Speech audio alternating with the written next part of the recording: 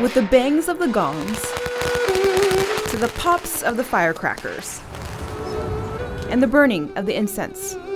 These are all the signs of the Qingming festival. Qingming is essentially where the families come to their ancestors' grave sites, they clean them, they make offerings. Located off Highway 49 in Auburn, the Chinese Cemetery is where many Chinese immigrants were buried in the early 19th century. They came to the area in hopes of a better life and to look for gold. Of those buried here, some of them are related to Dustin Yu. The reason we're here is because this is also where my ancestors were buried. There are 5 generations here. While this cemetery is in a very busy area now, Yu says back then that wasn't the case, and it was placed here for a specific reason. Many immigrants faced discrimination. The Chinese originally were not allowed to be buried in what you would call the regular cemetery. They had to be buried elsewhere.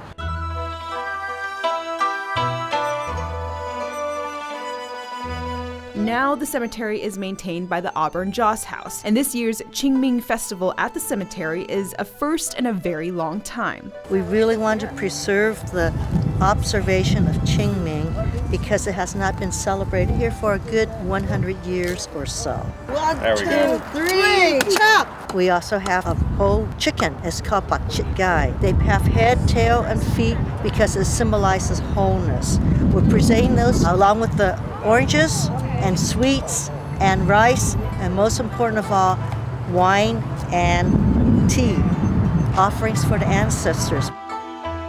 A first in nearly a century, and hopefully not the last. It's a real honor to me to be able to do this for my ancestors, especially since nobody's done it in almost 100 years, and I was able to have the space to do this.